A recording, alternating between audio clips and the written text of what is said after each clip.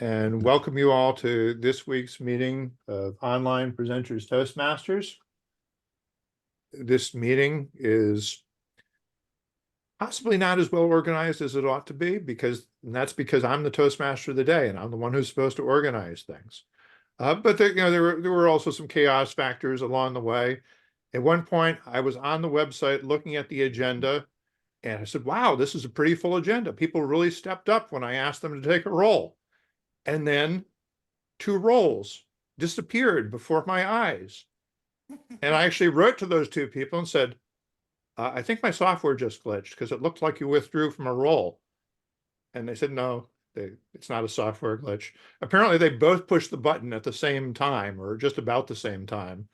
And the software does update in more or less real time. And so I saw those things disappear from the agenda. But I've also seen people in the last few minutes step up and take on roles that they weren't supposed to have in the first place.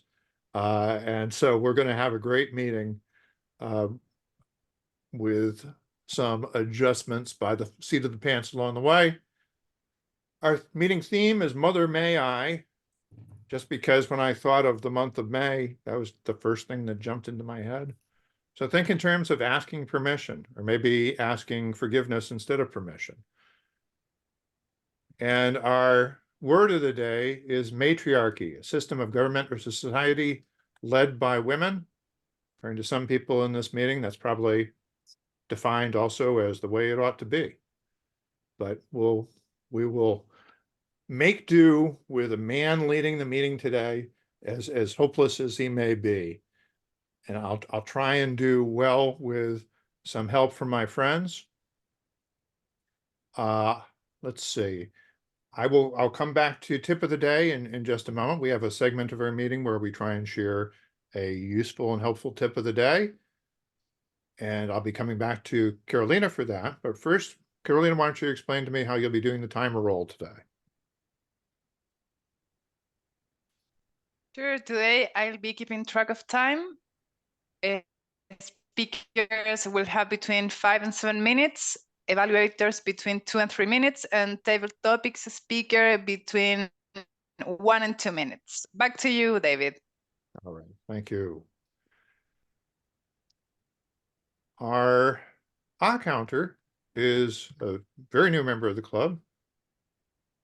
Here, Carrie, can Hello, everyone. you explain to us I'm why we need talking. an counter and how you will be performing that role today? Yeah, so this is my first role after joining the club. Greetings, Mr. Toastmasters and fellow masters. So the purpose of the out counter is to note the words that sounds as like a crutch or like a pause filler. So during the meeting, if you are talking about and, well, but, so, I'll definitely listen to those. And including those sounds, in, and all of those. And I'll also note when a speaker repeats a word and a phrase, and then I'll note that down, and then I will tell you at the end of the day and how many times of the report. So back to you, Mr. Toastmaster. Thank you. Thank you. Sort of sounds like R2-D2 having a breakdown. Anyway, our grammarian, a grammarian for this evening was supposed to be Andrei Smolenko, and I see that Andrei is not there. Could you step into that role, Dr. Andy Byrne? Explain to us what the what the grammarian does in this club. The grammarian listens to what the word of the day is. In this case, it's matriarchy. I actually put the definition in the chat. And I listen carefully to how everybody else is using their sentence structures and words, making sure that their sentence structure is correct, their tense is correct, and all the things that go into making a proper statement in English is correct. And I'll report on that when called upon. Terrific. Our watcher for the evening is Sherry Blake. What will you be watching for, Sherry? Hi, thank you so much. I'll be watching for anything interesting, anything out of the ordinary, anything normal. So I will just report on what I saw this evening. Okay. So if you're normal or if you're abnormal. You're going to be hearing from Sherry a little bit later in the meeting. Our chat monitor for the evening, Samuel Irwin. Hello, everyone. I've never been a chat monitor before. It's my first time. So yeah, just be a little patient with me. So I'm just reading off of the official Toastmaster site, and it says that the chat monitor facilitates the back channel communication through the chat function of the online meeting forum. What that means, I have no idea, but I'll just be facilitating the communication. Well, if anything interesting is posted in the chat and people might have missed it, you can alert us later on. And also, I say the chat monitor ought to be watching to see if anything is going horribly wrong. Like people are posting that my sound just cut off or whatever. Right. Or there's a thunderstorm coming into the area. I might be knocked out offline at any moment, which we've had on a number of occasions. So those sorts of things, if people are, you could bring that to the attention of the Toastmaster of the day, which would be me. And our vote counter, because she takes a minimum of 3 rolls per meeting, is also Carolina Ramirez. Yes, our platform has a nice system. The platform collects your votes for your favorite prepared speaker, impromptu speaker, and evaluator. I will put a link in the chat, and through that link, you can vote for your favorite.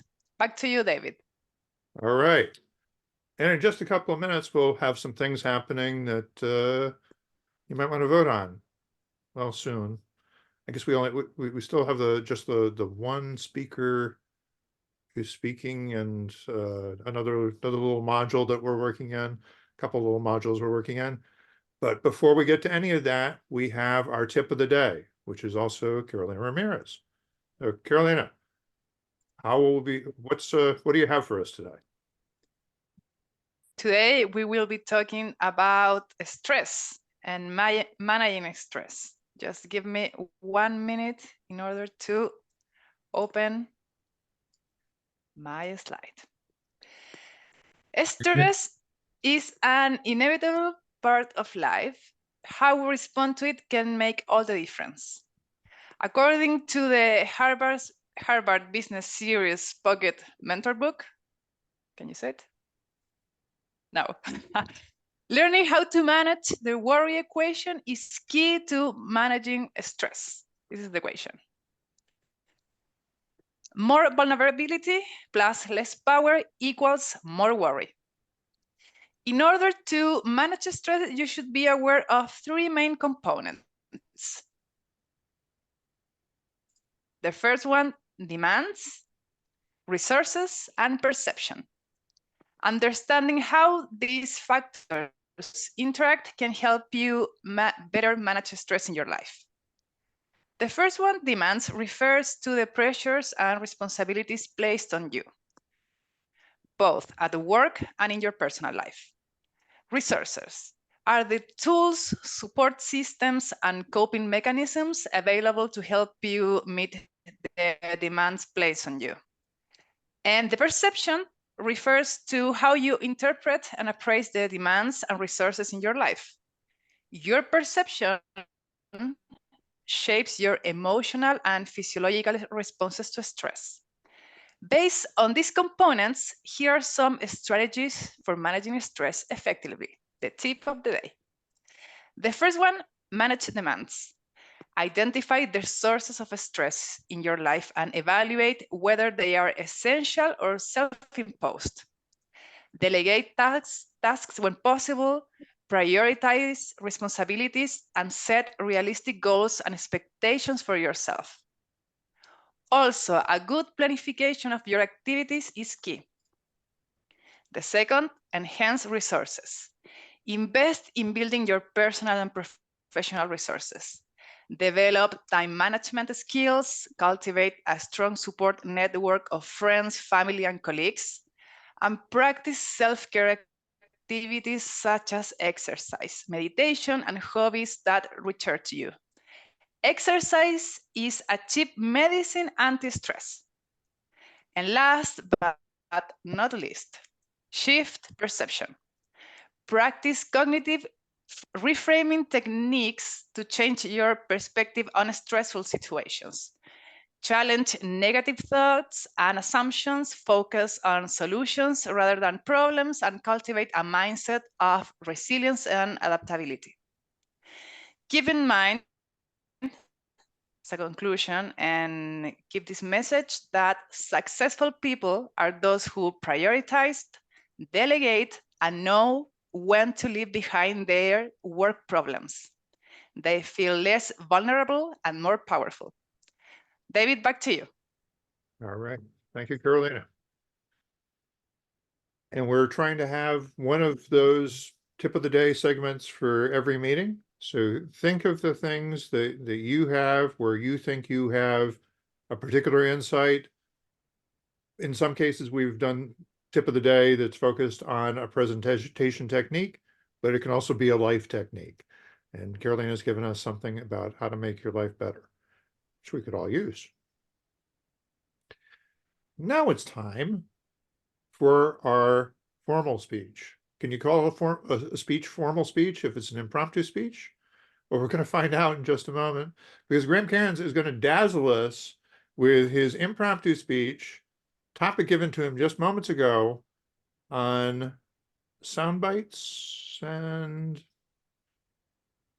how to be the sound bite that you want to be. Graham Cairns. Thank you, Mr. Toastmaster. Fellow Toastmasters and guests, the original title for this was going to be The Worst Mistake You've Ever Made. That was the suggestion that was given to me by David. Instead, we're going to look at interviews, sound bites, how to get the best from your guests and how to be the best guest that you can. But the two are linked, I have to tell you. And by way of background, for those of you who weren't here a few minutes ago, I'm doing all the presentations in this version of Presentation Mastery, this path. All of them are being impromptu, and this is one of those impromptu presentations. I've been asked to speak to you today about sound bites and interviews. And that's linked to the worst mistake that I ever made, or at least the worst mistake that I ever saw being made in an interview. Before we get to that, I want to ask, who here has thought about, for example, creating a podcast? Who here has in fact created a podcast? Fewer hands, but I see a few still going up. Those of you who have thought about creating a podcast, the question you may be asking yourself is, what on earth do I do with this podcast? How do I make this entertaining? How do I make this informative? How do I make people want to listen to it? And the first question you need to ask yourself before you even ask that is, what is the purpose of the podcast? What is the purpose of the interviews that you will be conducting for that podcast? Is it to draw out information, specific information that you can pass on to those who are listening? The same applies in radio. When I'm doing an interview, what is the purpose of my interview? Is it to find out factual information? Is it to draw out the person that you're interviewing, to make them the subject of your interview? And you have different approaches for the two. But in both cases, the skill that you need to do first is, we've all heard the 5 Ps, prior preparation prevents poor performance. I mean, there are 2 other Ps that you can throw in there that I'm not going to use, but, you know, basically prior preparation prevents poor performance.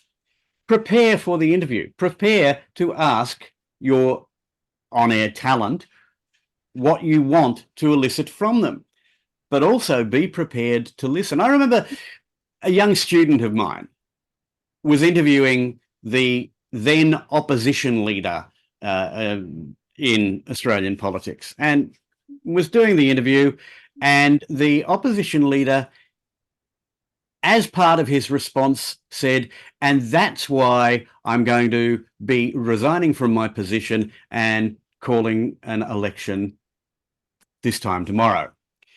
The student who had prepared beautifully for this interview went straight on to their next question without responding to that one. When you're interviewing someone, Listen. We've got 2 ears and 1 mouth, and they're in that ratio because listening is more important than speaking. Listen to what your talent is saying. But ask yourself, what is the purpose of this interview that I am conducting or that I am being interviewed? And the same applies on both sides of the microphone here, I might tell you.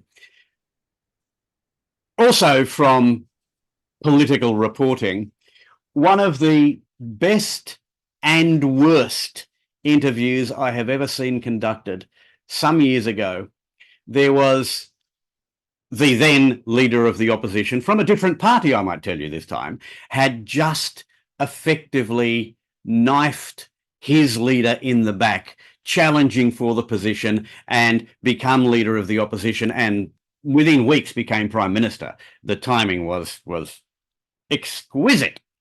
And the interviewer sat down and said, Mr. Hawke, who was then, as I say, the new opposition leader, having been his deputy a few hours earlier, said, so, Mr. Hawke, how does it feel to have blood on your hands? It was a great opening question, except that the politician in question said, you really are slimy, aren't you? Tore off his microphone, threw it aside, and walked out, leaving a 7-minute gap in the program that had to be filled with something else. It was a great moment in television, but terrible interview. We didn't get any information out of that. So ask yourself before you begin, what is the purpose of this interview? Say, for example, I'm interviewing Jim Barber. Now, I've done some prep on Jim. I know, for example, that Jim is setting up a business which is designed to help people, but I also know that Jim really, really likes singing in barbershop quartets. Do I want the interview to be about Jim's business and how that's going to help people? Or do I want to be interviewing Jim about the joys of barbershop quartets and why a cappella singing is such a joy to him? I need to ask myself the questions that I'm going to ask Jim. I need to ask, what is it that I want to get from this interview? When you are the interview subject in, for example, a podcast, and who here says they've done a podcast? David, what was your podcast on, if you don't mind, in 10 seconds or less? I'm sorry, I thought you were saying being a guest on a podcast. Oh, you've been a guest on a podcast. Who here has created a podcast? We saw some hands before. Yes, Andrew, what was your podcast on? You're muted. It was about telling one's life story and the use of anthologies and putting books together. All right. So I'm being interviewed by Andrew about telling life stories. Do I want to give a dry and informative tome about the various things that have happened to Graham Cairns over the 67 years of my life, or do I want to tell him some of those quirky, offbeat stories? I have to ask myself that before I start the interview. The questions that Andrew asks me will guide that, but I have to think about what is it that I want to get across. We saw an interview last week. David presented it as part of a workshop where the head of an airline changed the question to the one that he wanted to answer. If you're going to be the guest in a podcast, if you're going to be the guest, think about what it is that you want to get across and how do you want to be seen and heard in that interview. I see I have the red light. This is something that I could talk about forever, but I'm not going to because I do have a red light. All I will tell you this is prior preparation prevents poor performance, unless, of course, you're doing an impromptu presentation, and then you get what you get. Mr. Toastmaster. All right. Thank you, Graham. Timekeeper, I'd be curious whether I think he ran a few seconds over, didn't he? Yes, 7 minutes and 36 seconds. Very close.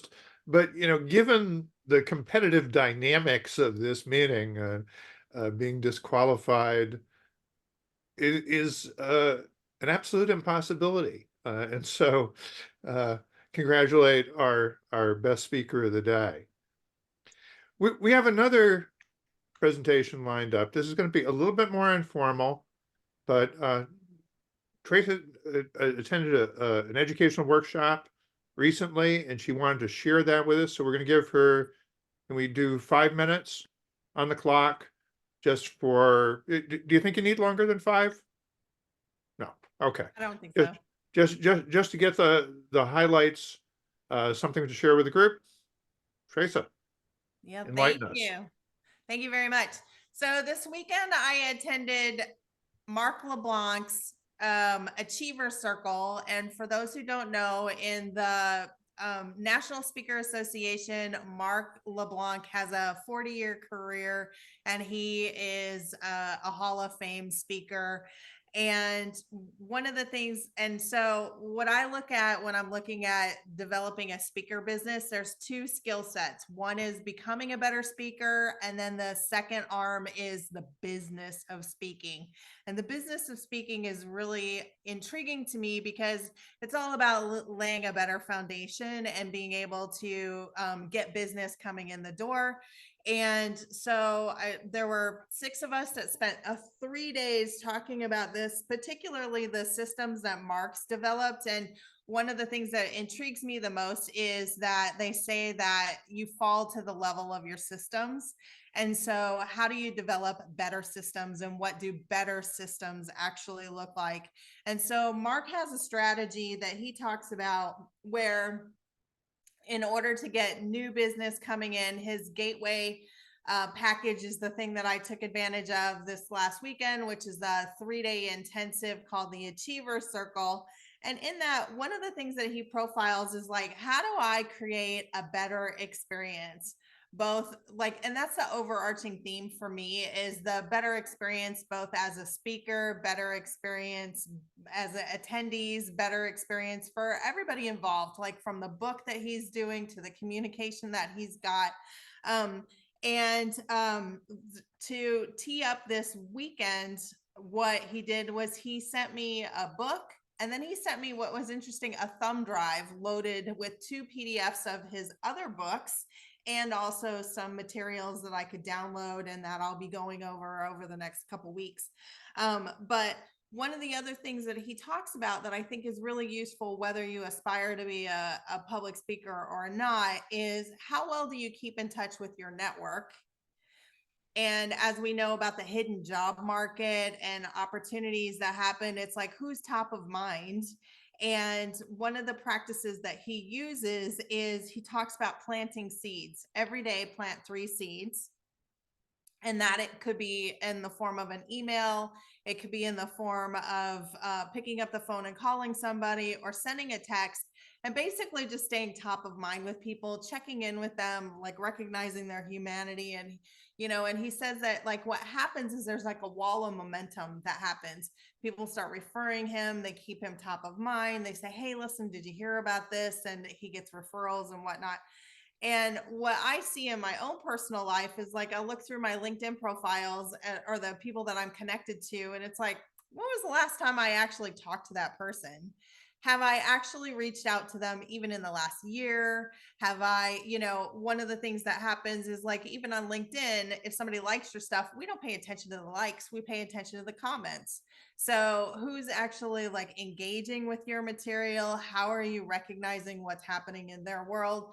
And also, one of the things that I really appreciated is every day he sends a handwritten letter to somebody.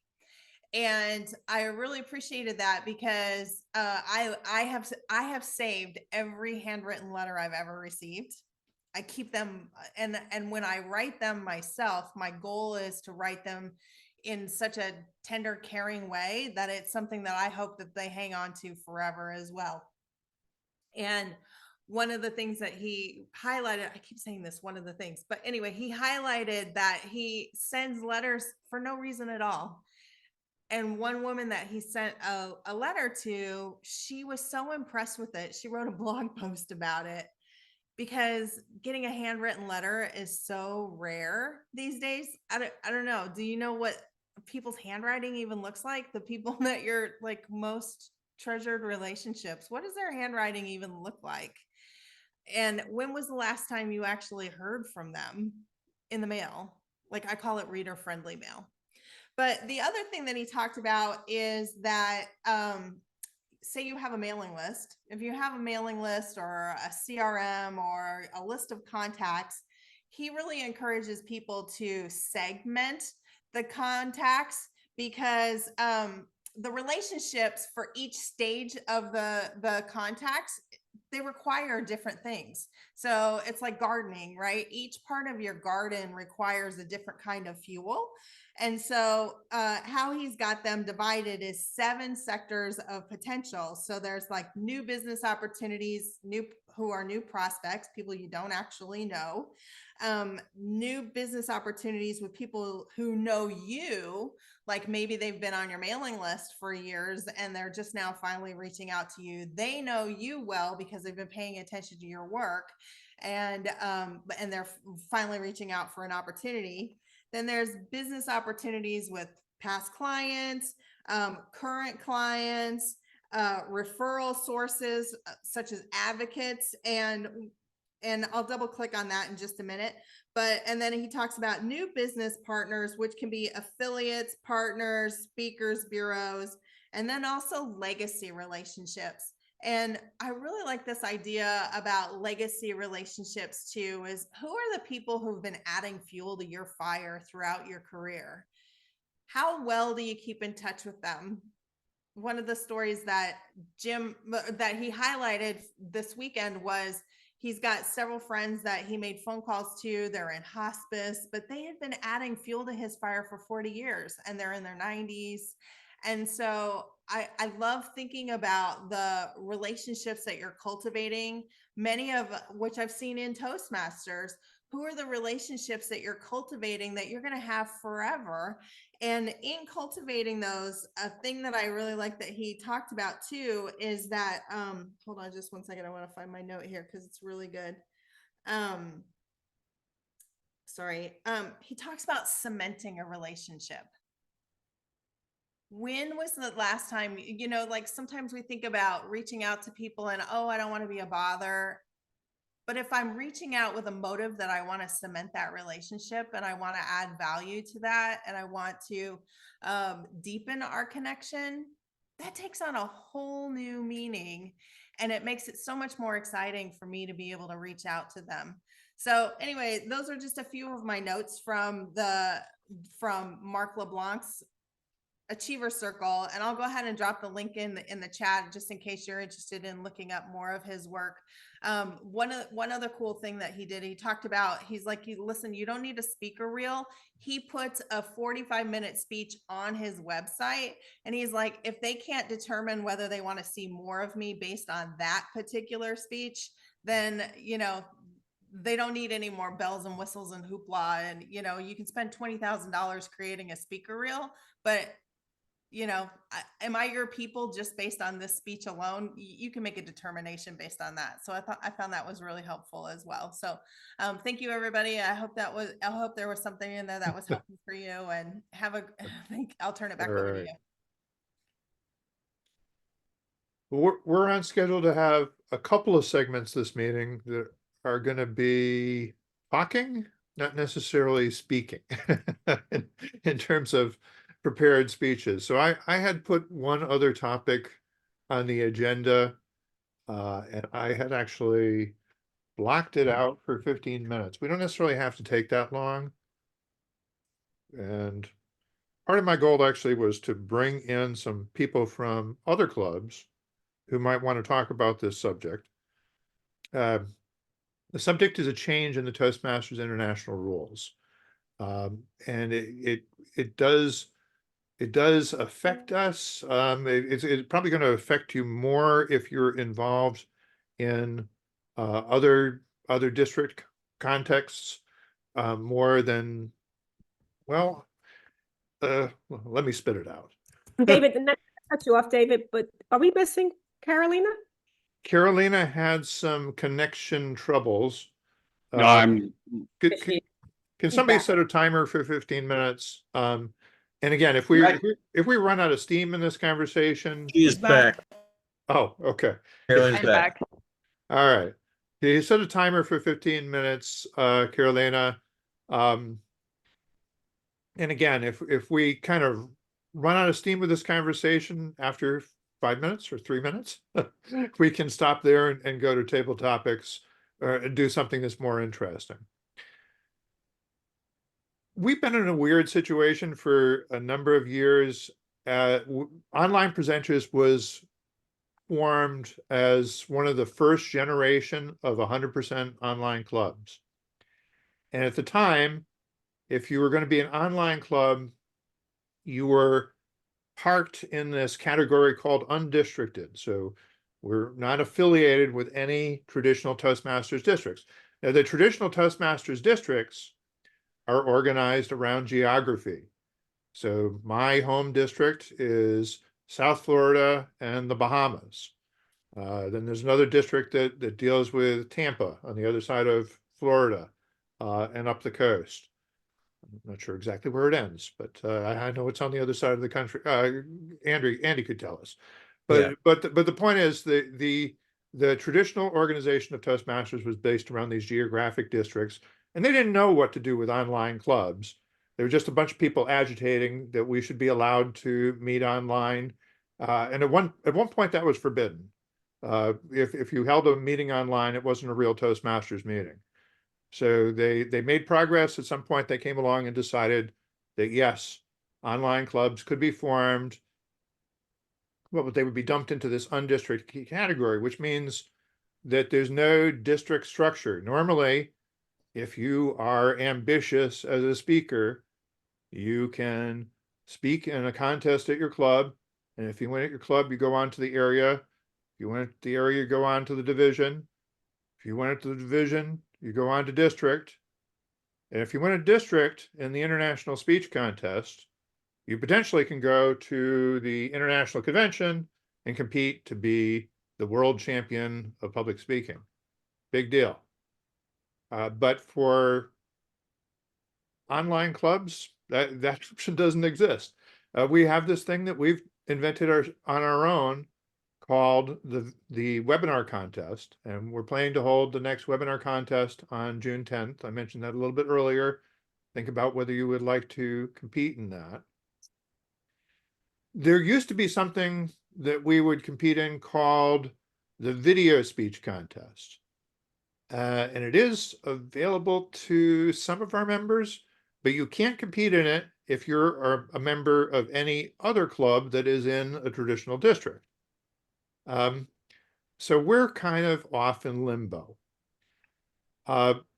Since the COVID crisis, in 2020, all the contests had to be held online. And I think the year after that, 2021, it was still all online up through the International Speech Contest. And we've been transitioning back from that for the past several years.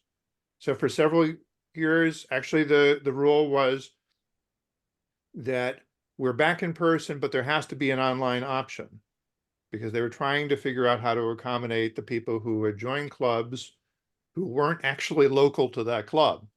And my home club has a member who is from Idaho, who's actually become a district leader in our Florida-based club.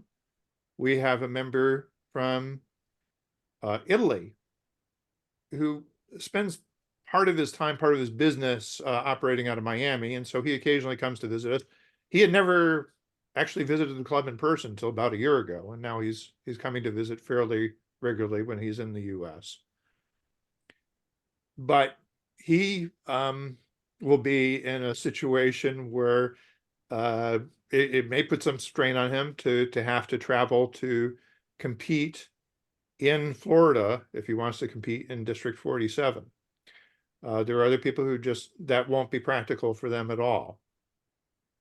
So there is now a new rule that as of next year, all contests beyond the club level have to be held in person, with the exception of a new contest called the Online Speech Contest, which makes some sense,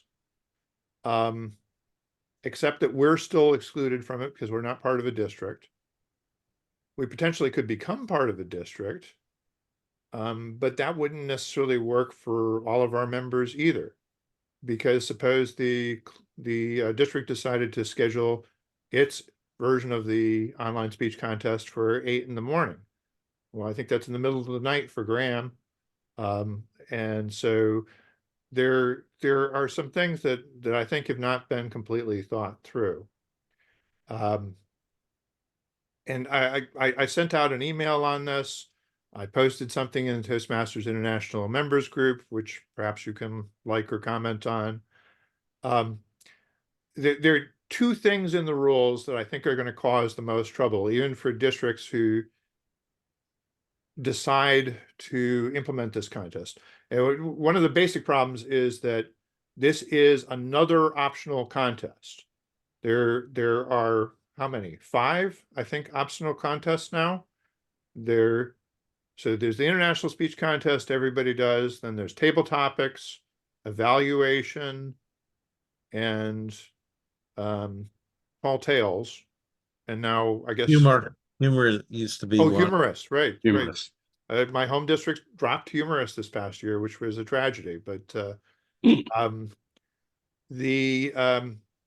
usually clubs don't do all of them, and the online speech contest is likely to be 5th out of 4 that they choose, or 5th out of 3 that they choose, the way things are currently set up. I've suggested one quick fix that they could make. There's something in the rules that says all Toastmasters contests must be held at the annual conference. And that's one of the reasons why it's a manpower issue, is that districts who have a limited number of judges to go around or other resources to go around are looking at this as in competition with doing the humorous speech contest or doing the table topics contest. If they just made an exception that said that this contest could be held on another schedule, I think that might help districts decide to do it. So I rattled on about this for a few minutes. If any of you read my long screed about this, maybe you already have some thoughts. But I wanted to actually send an email to Toastmasters International and incorporate some of your feedback as well as my own ideas about how this can be solved or how it can be handled better. Teresa. So let me I want to get some clarity. So at the end of the day, what do you want? You want a rule change? Well, I mean, what are you proposing? the small rule change for this year, or at least the biggest one, would be the thing about the schedule, because I think most districts will decide that this is more trouble than it's worth if they have to do it at the same time they're organizing 3 or 4 other contests. But also my sort of longer term argument is that this shouldn't be handled by traditional geography-based districts. That we need some kind of new business structure where people have argued for the years that there ought to be a district for online clubs. But even I don't necessarily know that it has to be a district. It just needs to be some kind of sanctioned structure. And I'm sorry for the people who are new, and this is kind of a political discussion in internal Toastmasters politics. But our club, the leaders of our club, actually several years ago were involved in setting up an informal, we had what we called the unofficial district conference for online clubs. We called it VTMCon, for Virtual Toastmasters Conference. And then we did it for 2 years, 3 editions of it in total. We invited people from Toastmasters International headquarters.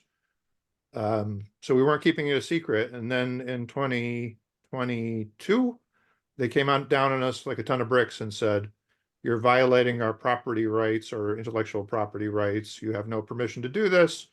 You're not a district. You're not an area. You're not a division. You're nothing." And so you cannot call it VTMCon because we own the letters T and M in the alphabet. And Joni and I actually were chairing that edition of the event. We renamed it, we did it anyway. But they've really made it difficult for Toastmasters to come together on an ad hoc basis and do something like a contest or a joint educational event. And they haven't set up the official way that we're supposed to do. It's just, we don't care so far. And maybe there's somebody who cares. There's probably different people on the board now than we're on when we were dealing with some of those earlier issues. So I'm sure they mean well, but I definitely do want to agitate for some change. Yeah, I'm sorry. and I can see that, and I think that what I'm looking for is more like a bulleted list of like, I propose this item, this thing happened, and so it's a little bit more clear because it's I don't know if you saw my email. I did try and lay out point number 1 and point number 2. I see. And so yeah, it does need to be boiled down. I did sort of just ramble there trying to explain the context. So forgive me for that.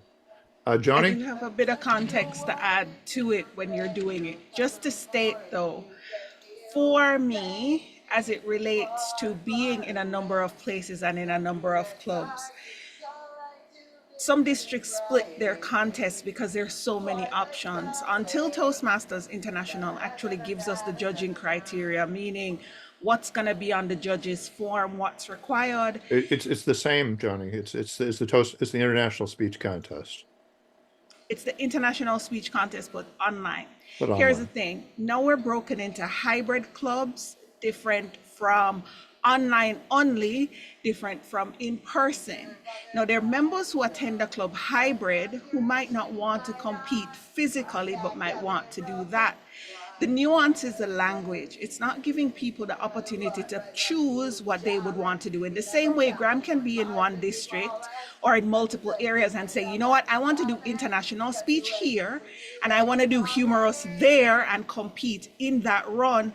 The language is not giving persons that opportunity, because some people like me don't want to go stand in front of people. We want to do it online, and we join online and we could set it up online.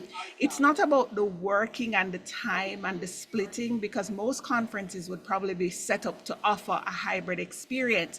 It's more about where you go after, to say somebody might want to do online and not do in person, but we're not offering them, or Toastmasters International is not offering them the opportunity to do that. Now, if they do that, then you could actually lobby for the opportunity to do an online contest or an online part of the Toastmasters International experience, because what I'm thinking they don't want to do is lose viewership. Because remember, the point is for us to go to the conference if we can make it. If we can't do it physically, we go virtually. We have 2 options. So we do have to contemplate that when we're presenting something to them.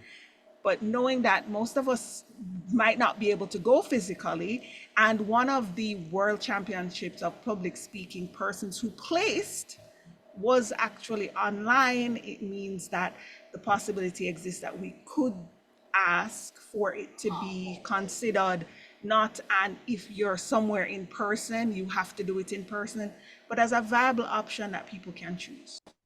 Yeah. Well, I do think that there's a minority of Toastmasters out there whose perspective is that online is polluting the whole organization. If we get rid of the online component because people hate Zoom, then everything will be well with Toastmasters again. Graham? I've just completed my DTM project running Zoom for all of the areas and divisions in my home district in the lead up to this current cycle. The logistical issues involved are sufficient that I suspect most districts are simply going to say, No. I know that my district, despite my being an evangelist for online meetings and online presentations, I know that my home district, I'm sorry, my gardener has just started whippersnipping outside.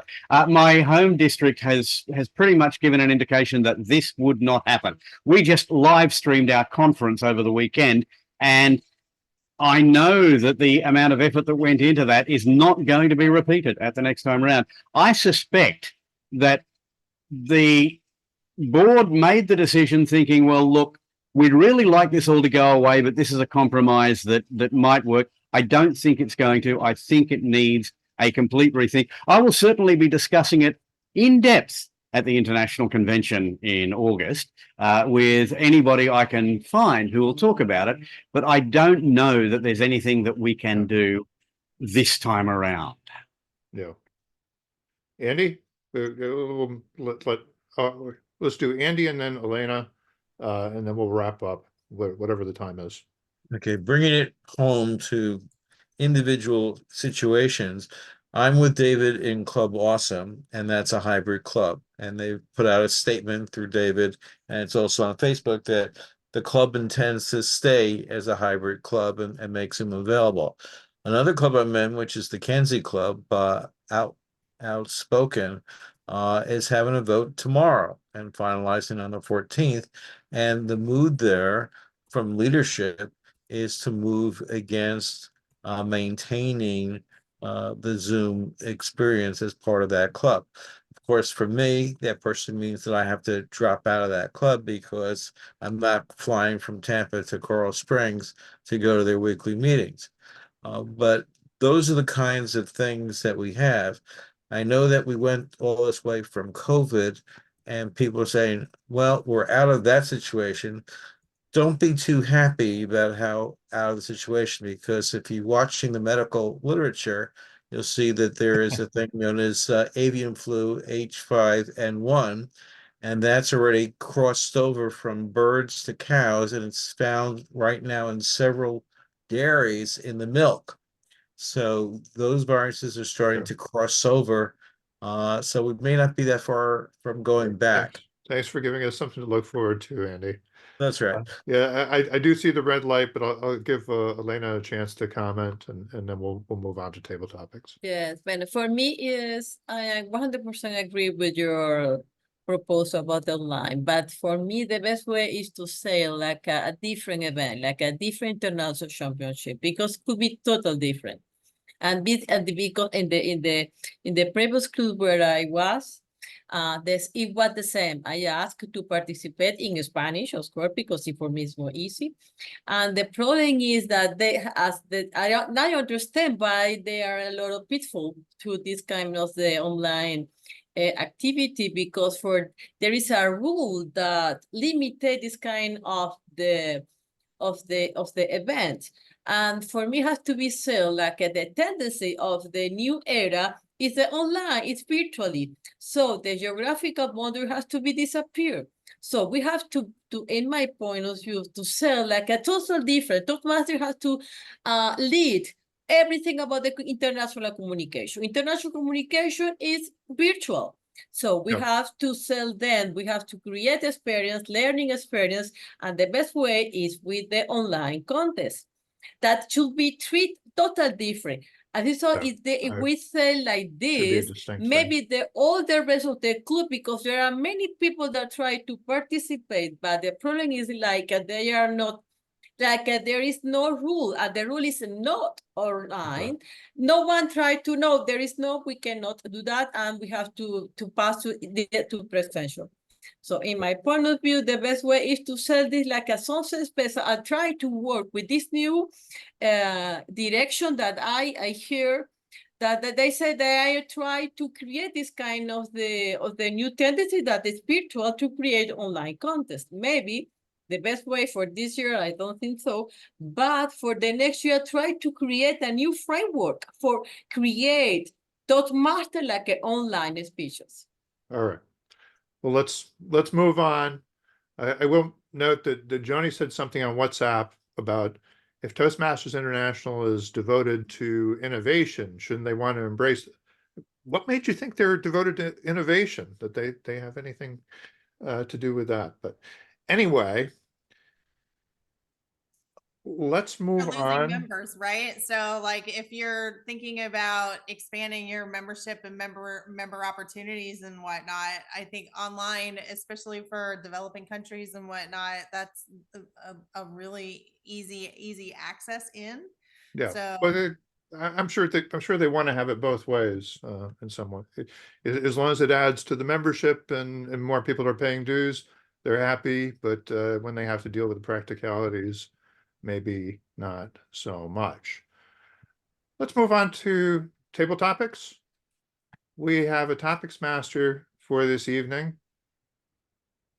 I think we have, yes, we do have a topic master for this evening. I didn't see you there for a second, which is Joni Renee Laidlaw. Joni, dazzle us, stump us, get us talking.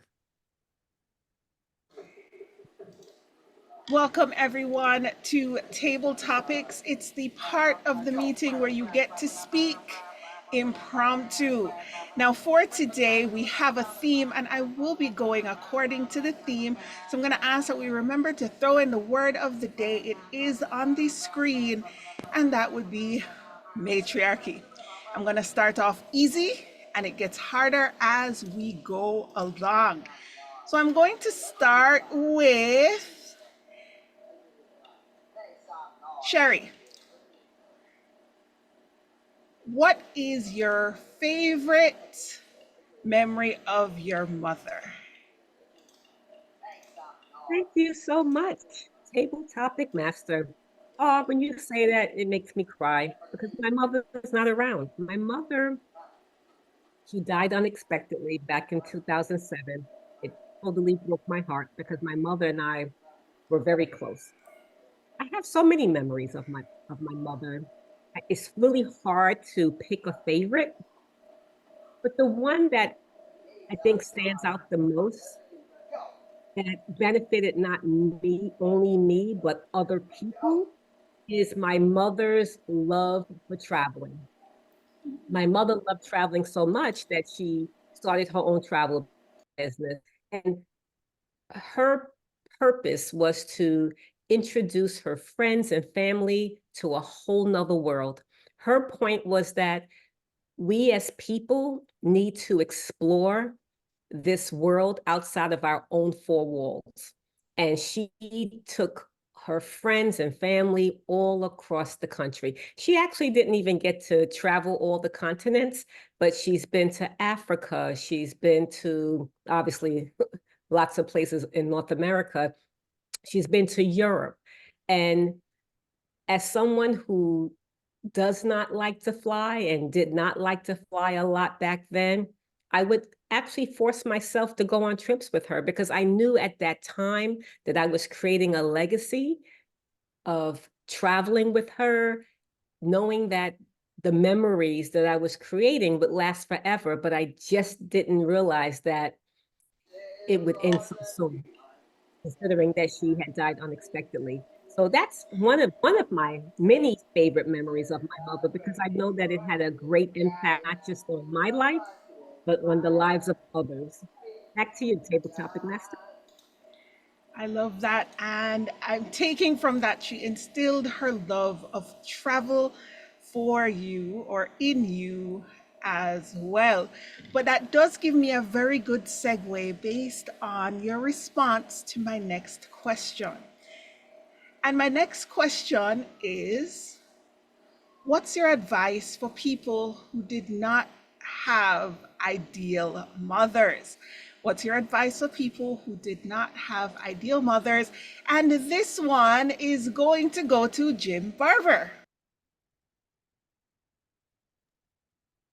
Oh, thank you, Madam Topics Master. How to deal with a less than ideal mother? It's a problem, certainly, but it's not limited strictly to sex.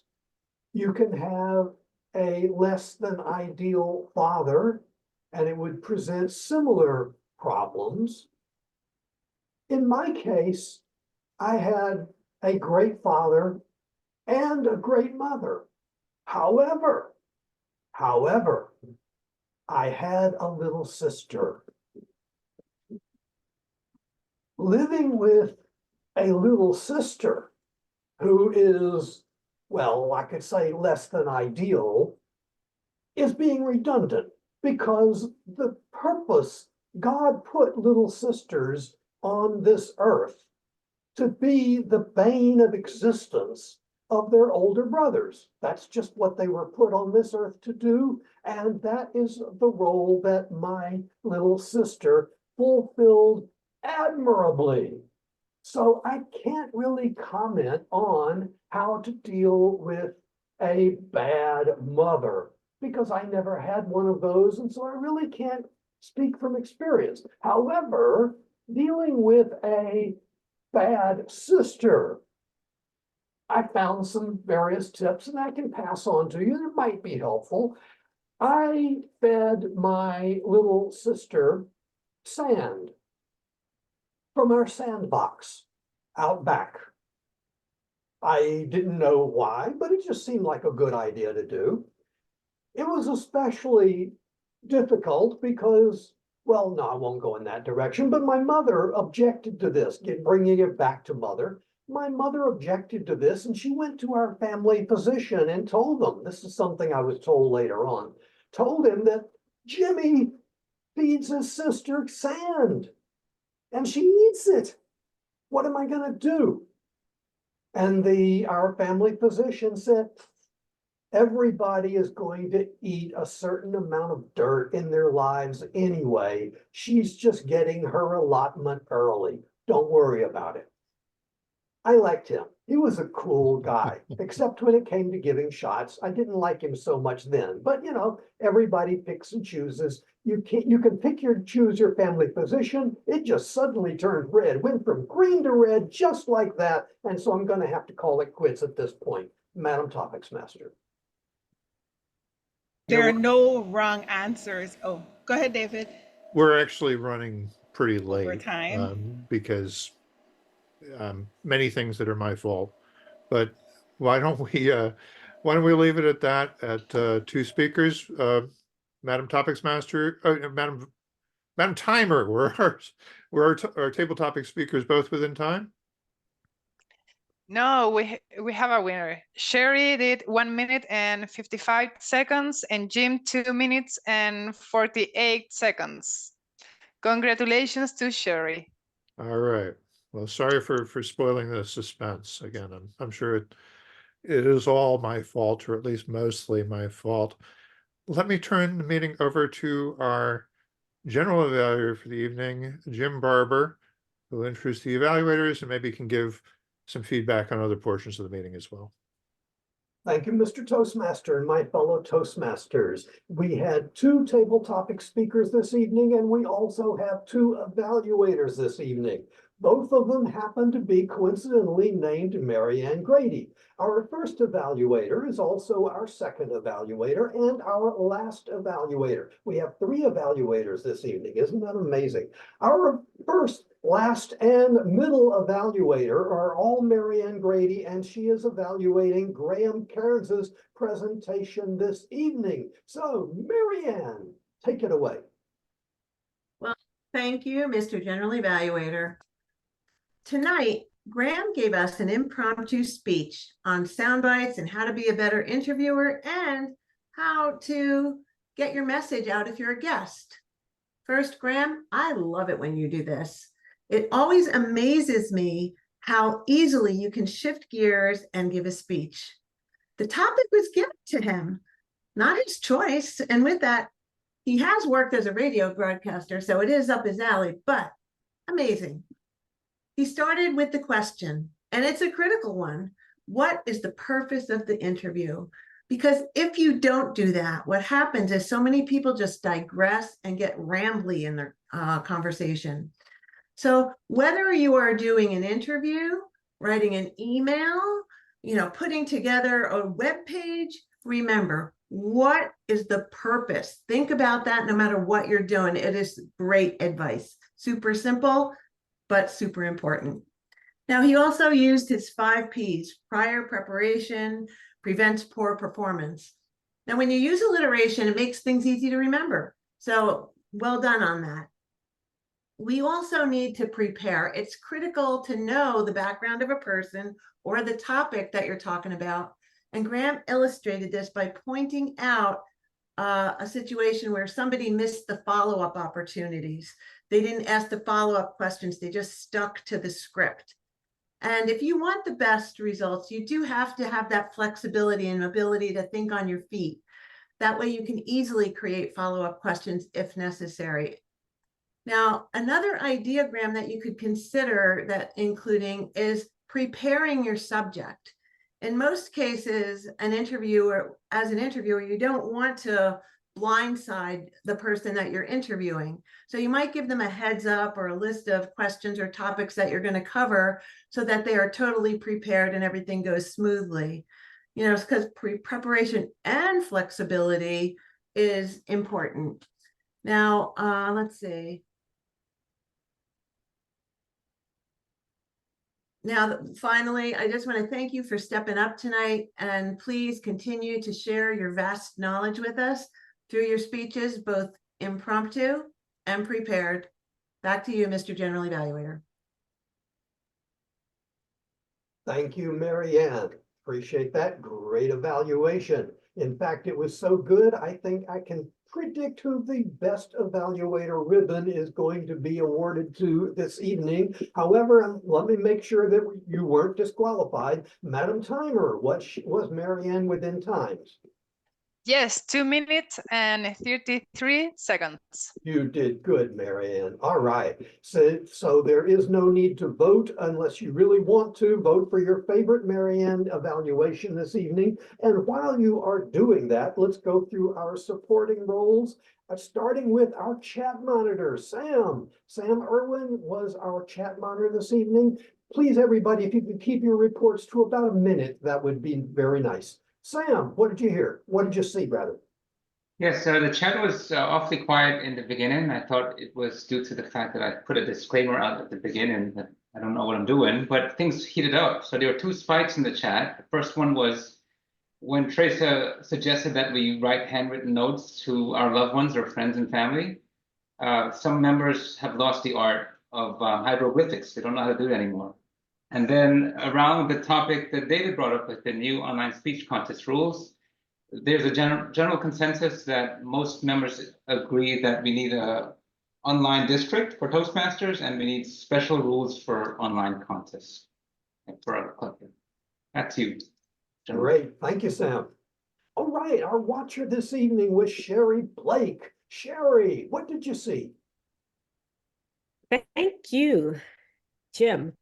Well, I saw that we all had great and familiar backgrounds.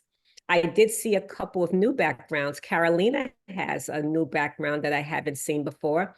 And then I said to myself, wow, Teresa has a really, really cool background. But then I said, I think that's her home. That's not a background.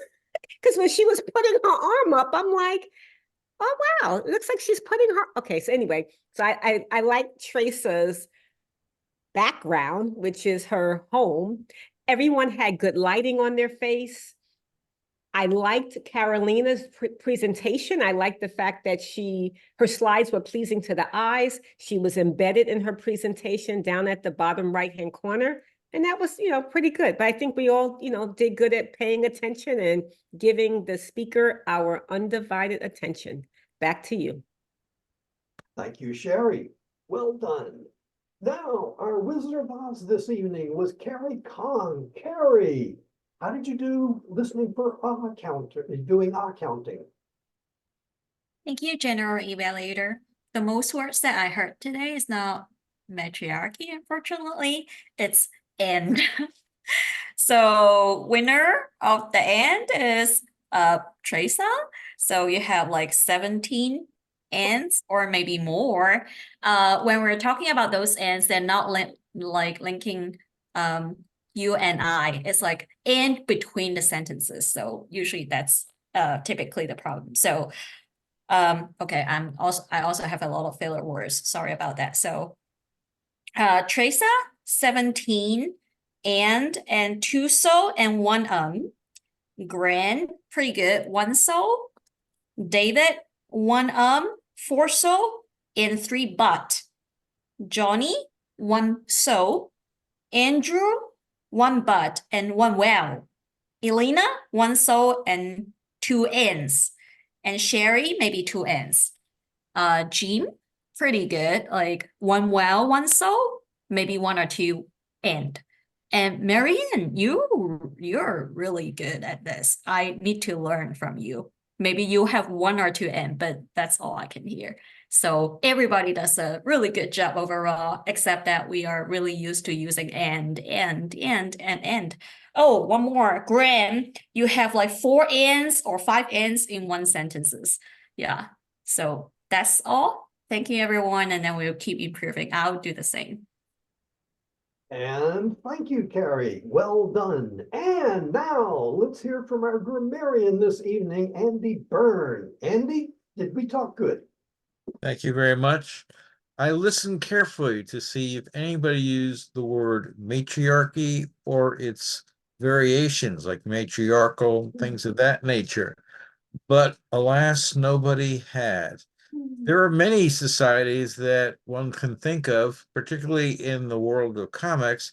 The Amazons, for example, Wonder Woman, comes from a matriarchal society. If you go to other sources, such as National Geographic's, you'll see there are many matriarchal societies. In fact, one of the things that they talked about over the long term of archaeology is the difference between matriarchal societies and those that were not, and how it compares to the rest of the animal kingdom. Fortunately, we're not in that kind of an environment where the matriarch of the family kills off the husband and eats him, such as spiders do that. But we do have plenty of examples of matriarchal societies that are functional, and no one used the word. Back to you. Thank you, Mr. Grammarian. Now it's my turn to evaluate the meeting as a whole. It's been questioned philosophically, is this glass half empty or is it half full? It's a matter of perspective. The same thing applies to our meeting this evening. There could be a case made that this was a disorganized, tumultuous meeting in which it seemed like nothing went around the way that it was supposed to go. I prefer to see it as it's a reflective experience of the world in general, and quite frankly, Toastmasters specifically. We were devoted part of our meeting to the problem that Toastmasters does not know how to handle online clubs. They are in the process of turning over and overturning everything, and we're trying to guide them in that direction. Was this a standard traditional Toastmasters meeting? No, it was not.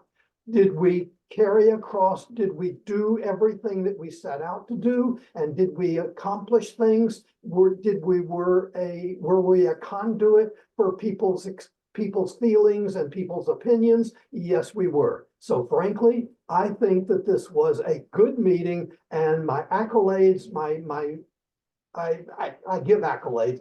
Heck, I'm going to use the word of the day, matriarchy. Okay, I've used it. This was a great meeting. Everybody did good. I return it back to our president and our Toastmaster of the day, David Carr. All right. Thank you, Jim. Thank you for doing your best to salvage the meeting at the end. And I do apologize for those people who are like brand new in Toastmasters and don't necessarily need to sink into all the political dimension of things. But with that, let me bring my duties to a close and let Graham talk a little bit about next week. Thank you, Mr. Toastmaster. Just as my next door neighbor cranks up the whatever it is he's doing out there, sounds like a chainsaw. Anyway, at our next meeting, we have, I'm just going to take a look. We have a couple of things that are unusual. We're holding the club elections at our next meeting. Kim Leeming has put herself down as Toastmaster. We don't have a tip of the day, but that probably won't matter because we have a speech from Sam Irwin. Sam will be giving his second presentation. That's correct, is it not, Sam? Yep. We also have a 30-minute workshop on effective evaluation, and that will be being presented by a guest. Tracy is sending out the details. So that will be happening at our next meeting. We have the 30-minute workshop on evaluations. We also have a speech from Sam, as I say, which I'm really looking forward to. So it's going to be a jam-packed and fairly full meeting. That's what we've got. If you would like to put yourself down for something for the meeting after, we would really love you to do that. Just go to the website and put yourself down for there.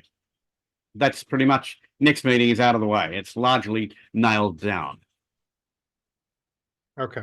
Yeah, just think through what supporting roles you need. You probably want a chat monitor and a few of those other elements, so that we don't necessarily need to do all of those. But this is actually something that Tracy helped us arrange, is an expert on achieving evaluations. We generally get good feedback when people come to the club. They're impressed by the quality of the evaluations, and yet there is room to get better.